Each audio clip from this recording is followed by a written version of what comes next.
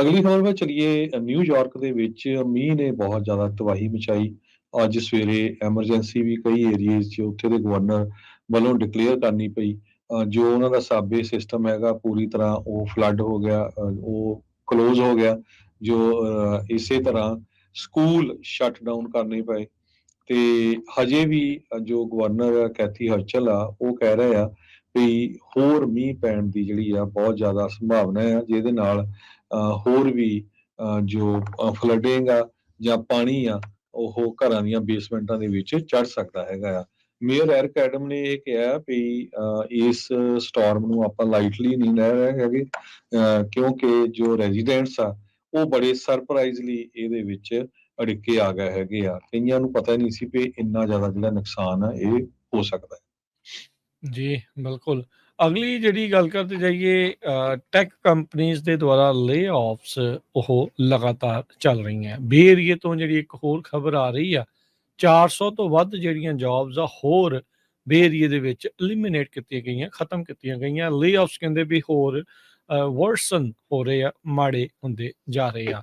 Fresh wave of ਲੇ-ਆਫਸ ਦੇ ਨਾਲ ਬੇ ਏਰੀਏ ਦੀ ਜੌਬ ਮਾਰਕੀਟ ਦੇ ਉੱਤੇ ਅਸਰ ਪਿਆ ਨਜ਼ਰ ਆਉਂਦਾ ਹੈਗਾ। TTM ਟੈਕਨੋਲੋਜੀ, ਕਲੈਰੀ, ਵਾਲਪ speed, black line system, Robinhood Markets, ਇਹ ਹਾਈਟੈਕ ਕੰਪਨੀਆਂ ਆ ਜਿਨ੍ਹਾਂ ਨੇ EDD ਨੂੰ ਵਾਰਨ ਨੋਟਿਸਿਸ ਘੱਲੇ ਆ, ਜੋ ਕਿ 400 ਦੇ ਤਕਰੀਬਨ ਬਣਦੇ ਆ। ਸੈਂਟਾ ਕਲਾਰਾ ਦੀਆਂ 250 ਜੌਬਸ ਤਕਰੀਬਨ TTM ਟੈਕਨੋਲੋਜੀਜ਼ ਦੇ ਸਰਕਟ ਬੋਰਡ ਮੇਕਰ ਸੀਗੇ।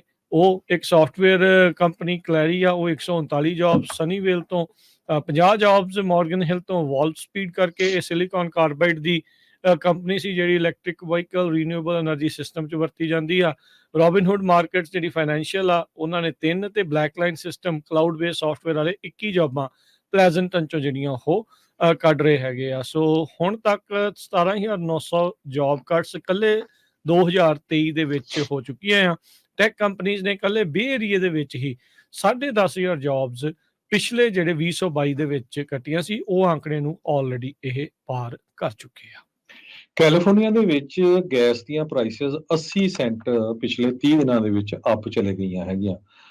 ਡਰਾਈਵਰਸ ਨੂੰ ਕਹਿੰਦੇ ਹੋ ਸਕਦਾ ਅਕਤੂਬਰ ਮਹੀਨੇ 'ਚ ਥੋੜ੍ਹੀ ਬਹੁਤੀ ਰਿਲੀਫ ਮਿਲੇ, ਪਰ ਜੋ ਹਾਲ ਇਸ ਟਾਈਮ ਆ $6.08 ਐਵਰੇਜ ਪ੍ਰਾਈਸ ਗੈਸ ਦੀ ਕੈਲੀਫੋਰਨੀਆ ਦੇ ਵਿੱਚ ਹੈਗੀ ਆ, ਜੋ ਕਿ 15% ਪਿਛਲੇ ਮਹੀਨੇ ਨਾਲੋਂ ਜ਼ਿਆਦਾ ਹੈਗੀ ਆ। ਲਾਸ ਐਂਜਲਸ ਤਾਂ ਕਹਿੰਦੇ $7 ਪਰ ਗੈਲਨ ਦੇ ਹਿਸਾਬ ਨਾਲ ਵੀ ਗੈਸ ਵਿਕ ਰਹੀ ਹੈ। AAA ਦਾ ਜੋ ਡਾਟਾ ਆ ਉਹਨਾਂ ਨੇ ਦੱਸਿਆ ਹੈਗਾ ਆ।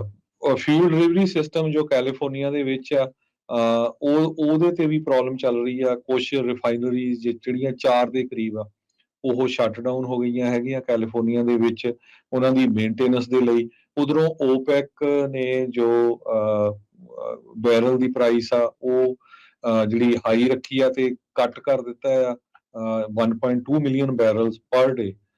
ਸੋ ਉਹ ਬੜਾ ਵੱਡਾ ਅਸਰ ਹੋ ਰਿਹਾ। 14 ਰਿਫਾਈਨਰੀਆਂ ਹੈਗੀਆਂ ਸਟੇਟ ਆਫ ਕੈਲੀਫੋਰਨੀਆ ਦੇ ਵਿੱਚ, ਜੋ ਕਾਫੀ ਲੋ ਲੈਵਲ ਦੇ ਉੱਤੇ ਪ੍ਰੋਡਕਸ਼ਨ ਉਹਨਾਂ ਦੀ ਜਿਹੜੀ ਚੱਲ ਰਹੀ ਹੈਗੀ ਆ।